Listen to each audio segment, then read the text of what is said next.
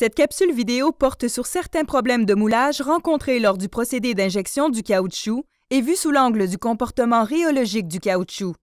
Ce contenu a été développé en collaboration avec le Comité sectoriel de main-d'œuvre de l'industrie du caoutchouc et le Centre intégré de formation industrielle de Memphremagog. Dans un premier temps, nous identifions des problèmes courants pour le procédé de moulage par injection.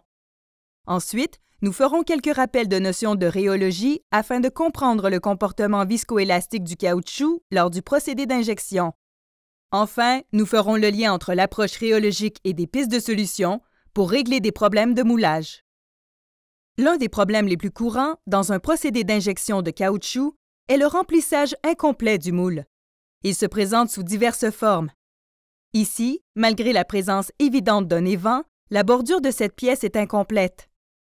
Ici, le manque de matière est encore plus remarquable. La présence de bulles se présente également.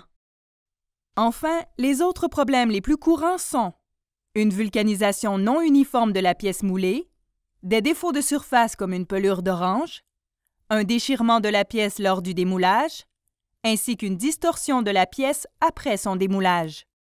Considérons une approche rhéologique afin de mieux comprendre le procédé et de trouver plus facilement des pistes de solution aux problèmes.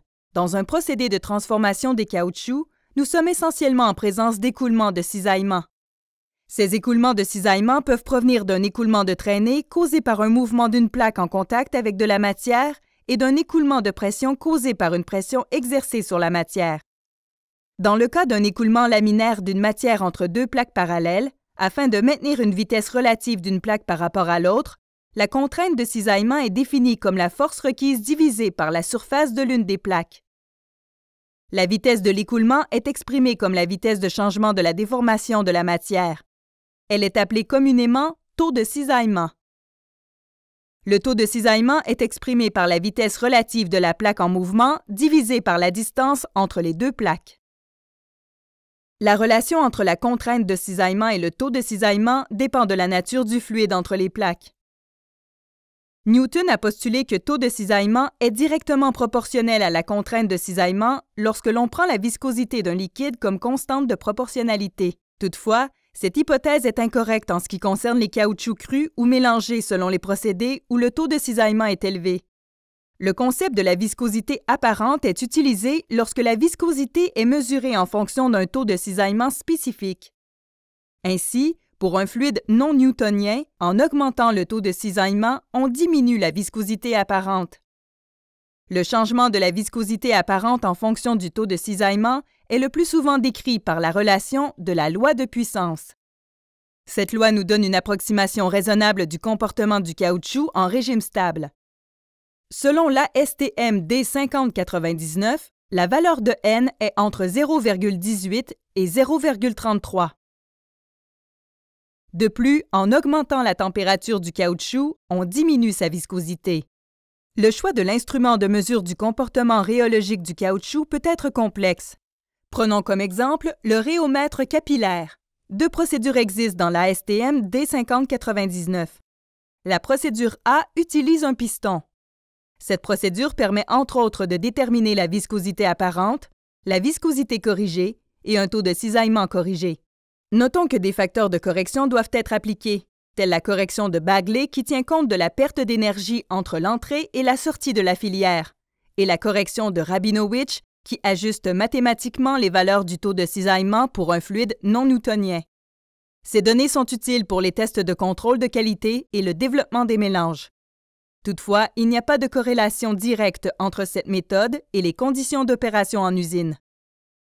La procédure B utilise une extrudeuse. Cette procédure permet aussi de déterminer la viscosité apparente, la viscosité corrigée et un taux de cisaillement corrigé. À la différence de la procédure A, la procédure B impose une énergie de cisaillement plus élevée sur l'échantillon.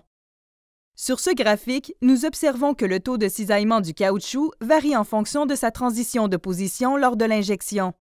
Ainsi, à partir du pot d'injection, le passage à travers la buse occasionne un accroissement du taux de cisaillement, pour ensuite diminuer au passage de la carotte. Les canaux de distribution exercent ensuite un accroissement du taux de cisaillement. C'est au passage du caoutchouc au seuil de l'empreinte que l'on observe le plus haut taux de cisaillement. Enfin, il diminue au remplissage de l'empreinte. Le caoutchouc subit donc un historique de son écoulement en cisaillement. Selon la sévérité de la restriction, le caoutchouc emmagasine une quantité d'énergie plus ou moins importante avant même d'être vulcanisé. Cette approche rhéologique est inspirée des travaux du professeur Jean-Léopold Leblanc. Étant donné que la viscosité dépend du taux de cisaillement, le comportement visqueux du caoutchouc varie en fonction de l'importance des restrictions rencontrées au cours du procédé.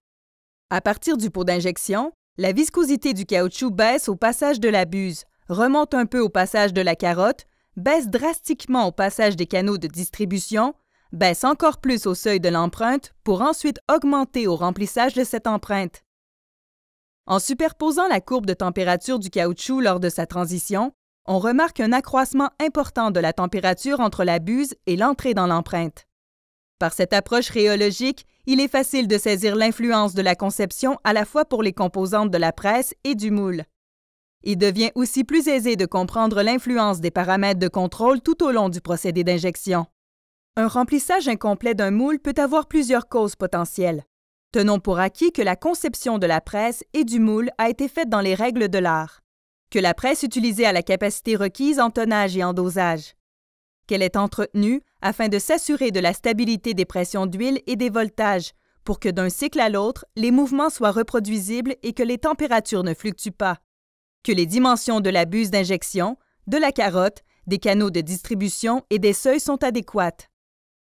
Enfin, que les évents ont été bien positionnés dans le moule et ne sont pas obstrués. D'un point de vue rhéologique, si le caoutchouc a une température élevée, il est vrai que sa viscosité peut être basse. Mais ceci est vrai tant et aussi longtemps qu'il n'a pas commencé à vulcaniser. C'est donc avant la phase d'injection que la température doit être réduite afin d'éviter une vulcanisation précoce.